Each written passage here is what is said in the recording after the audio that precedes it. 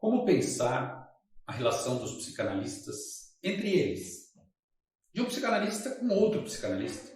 Pior ainda, de um psicanalista com outros psicanalistas.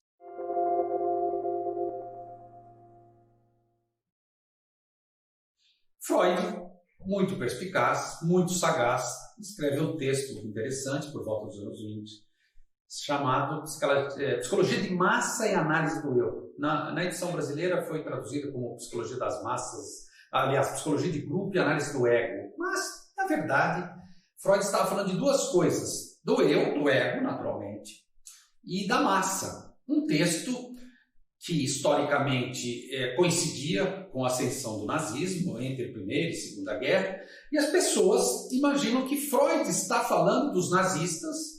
Freud está falando, claro, da perseguição aos judeus, mas, na verdade, Freud falava dos psicanalistas, do grupo de psicanalistas, que à sua época, podemos dizer assim, demonstravam certas particularidades que provavelmente tocaram Freud de maneira tão profunda que ele produz esse trabalho que hoje é um clássico da psicanálise. Muito bem, como podemos então pensar o texto de Freud a partir desse vídeo que tem como proposta problematizar a relação do psicanalista com os psicanalistas?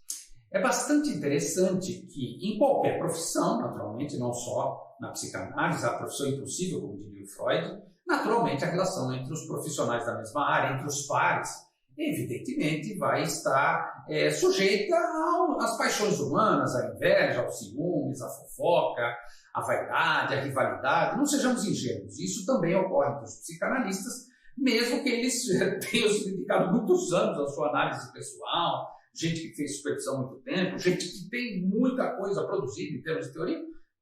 Enfim, é um ser humano também, um neurótico. Eu sempre brinco em tom de ironia que um neurótico numa sala é bastante complicado. 2 neuróticos, o nível de complicação aumenta enormemente. Quando juntamos 10, 20, 30, 100, podemos imaginar a possibilidade de fenômenos de grupo ocorrerem com esperada frequência. Então, nesse sentido, esse é o primeiro ponto. A relação do psicanalista com outros psicanalistas, ela vai estar atravessada por fenômenos de grupo. São vários, mas eu gostaria de elencar aqui alguns deles que eu acho que vale a pena para mantermos como subsídios para a nossa reflexão aqui, para o desenrolar desse raciocínio. Muito bem. Quando fazemos parte de um grupo, todo grupo, sem exceção, Freud já alertava, e mesmo antes do Freud, outros campos do conhecimento também já diziam disso, todo grupo erige ideais. Ideais que, de certa maneira, definem o que é bom, o que é ruim, o que é certo, o que é errado, o que tem valor, o que não tem valor, o que é precioso, o que não é precioso, o que é sagrado, o que é profano. Então, de alguma maneira, também o grupo sinaliza para os seus membros que, meu querido, se você quer participar desse grupo, você tem que se afinar com esses ideais. Então, Freud aponta nesse texto que, na verdade, o ego do participante, daí o eu do título, né? O ego do participante, de alguma maneira, se amalgama com o ideal do grupo, que pode estar personificado na figura de um líder, ou eventualmente de uma ideia, de um ideal, como poderíamos dizer, não necessariamente com a figura humana de um líder, mas sim de uma ideia, de um objetivo, de uma grande meta, de um grande objetivo. E aí, resumindo, o ego dos participantes se afinam e quase sempre se alienam nesse ideal. Então, nesse sentido, quando alguém se embrenha no mundo da psicanálise, nesse universo que nem é tão grande, que começa o seu processo de formação, que começa a conhecer colegas, estudar, fazer grupo de estudo, participar de seminários, enfim, começa a estabelecer laços, é muito comum que o outro psicanalista seja atravessado por questões afetivas muito particulares de cada um. Então, nesse sentido, na nossa relação com o outro, pode estar presente a inveja, por exemplo, pode estar presente a cobiça. Numa relação triangular entre 3 analistas, pode estar presente os ciúmes, por que não? Pode estar presente o orgulho, pode estar presente a vaidade.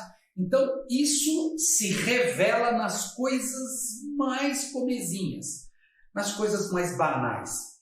Eu vou dar um exemplo clássico que quem estiver assistindo, duvido que não vai dar um sorriso de satisfação ao perceber a clareza disso a partir das minhas palavras.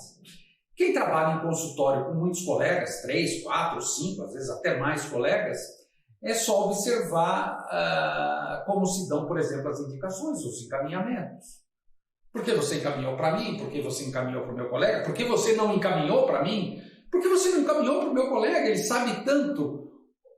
Ou seja, uma coisa banal, que é o encaminhamento de um possível paciente, que é algo da ordem da fantasia. Quando encaminhamos para um colega, é uma fantasia nossa. Vou encaminhar para tal colega, que ele vai dar conta desse caso. Ninguém sabe se isso vai acontecer ou não. Ou seja, é interessante essa dimensão subjetiva, essa dimensão mais secreta, que revela como se dão os laços entre os analistas. Um outro exemplo. A competição, a rivalidade pelo conhecimento. Aquele que sabe mais, que não tem nada a ver com saber que é valorizado no campo psicanalítico, aquilo que se obtém no divã. Não se trata disso. Mas aquele colega que sabe mais, que estudou mais Freud, que estudou mais Lacan, que escreveu mais, que apresentou mais trabalhos, que fala com desenvoltura, ele sabe mais. Portanto, se eu eventualmente for estudar com ele, um grupo de estudo, um cartel, etc., ou qualquer outro dispositivo, eu vou ser julgado por ele. Ele vai achar que eu sei menos que ele vai achar que eu não sei. E ao achar que eu não sei, eu posso ter algum prejuízo, eu posso não receber mais encaminhamentos. Então, o resultado, eu preciso filtrar aquilo que eu digo em grupo. Então, resumindo, o outro psicanalista, o colega, o par, torna-se o perseguidor. Interessante notar que, às vezes, o pobre coitado nem sabe disso. É algo muito mais, vamos dizer assim, malucamente interno da pessoa que está imaginando. Isso é típico da neurose. Ou seja, então, a relação com os psicanalistas pode ser, e é o que mais ocorre, calcada no amor transferencial. Amor transferencial que deve ocorrer na relação entre analista e paciente, ou analisando. Não na relação entre os pares. Essa demanda de amor, que é muito comum no tratamento psicanalítico, aliás, que é manejado pelo psicanalista para o sujeito avançar, quando estamos na vida em grupo, isso ocorre das maneiras mais espetaculares. E pior, não tratada. E quando não é tratado, o que acontece? Isso cronifica, isso vira uma questão séria, grave, que afeta a performance das pessoas, tanto nos momentos de formação, bem como também, especialmente, quando o jovem psicanalista, por exemplo, está atrás de um divã. Aquele meu colega que sabe tanto trabalharia melhor que eu nesse caso. Ele teria uma intervenção mágica, ele saberia o que falar. Se vocês perceberem, é exatamente isso que ocorre em qualquer outra profissão. Então, olha que interessante, né? Olha que coisa peculiar essa profissão que o Freud inventa, que ele chama de profissão impossível, por sinal, né? A gente tem que estar constantemente lutando contra os ideais. E ainda assim participar de grupos de psicanalistas formal ou informalmente, sabendo que esses ideais existem. Uma vez Lacan estava na Venezuela e ele disse: se vocês quiserem se dizer lacanianos, que o façam. Eu sou freudiano. Então, esse próprio ano da formação, freudiano, lacaniano, kleiniano, nicotiano, não existe em outras profissões. Um físico não se diz einsteiniano. Um dentista, ele só diz: eu sou dentista. Um médico diz: eu sou médico. Ou seja, por que a nossa idealização desses grandes psicanalistas, que merecem ser respeitados, sem dúvida, mas por que transformamos em ideais dos quais o superego se nutre? Então, quando estabelecemos uma relação com outro psicanalista, com um colega, a partir de idealizações, ou a partir de ideais secretos que mantemos, o que acontece? Isso dentro de cada um de nós se transforma em cobrança. O querer se transforma em dever. Então, na verdade, eu acabo me identificando a um colega e me alienando. Todos sabemos que a gente faz anos e anos de análise para se desalienar, para ver uma queda dos ideais e uma queda das identificações. E o que acontece quando nos levantamos do divã e vamos para a nossa supervisão, vamos trabalhar com nossos pacientes, vamos estudar? Isso é o que nos assola, isso é o que nos atravessa. Então, existe um antídoto para isso? Sim, eu acredito que existe. E Freud também o nomeou como transferência. Não amor de transferência, mas transferência de trabalho. Então, nesse sentido, considerar o outro, o colega, o psicanalista próximo, ou mesmo mais distante, especialmente hoje em termos virtuais, às vezes a pessoa pode ser de outro estado, de outro país, não importa. Considerar esse parceiro como um colega, como um par, ou mesmo como um amigo. Eu, inclusive, considero que a supervisão deve ser da ordem da amizade. Amizade também é um tipo de transferência, mas eu acho a amizade muito importante. Considerar esse outro, esse psicanalista como um parceiro, como um colega, é estabelecer relações de camaradagem. Camaradagem que às vezes falta na comunidade psicanalítica. Quando ouvimos um colega dizer, quando um colega traz suas teorizações, quando um colega traz seu caso clínico, quando um colega traz a sua contribuição, em que lugar você coloca esse colega? Como você analisa esse colega, não analisa no sentido analítico, mas como que você analisa a performance desse colega? Para dizer que ele está aquém? Para dizer que ele está aquém de um ideal que você acredita e acha que todos devem compartilhar?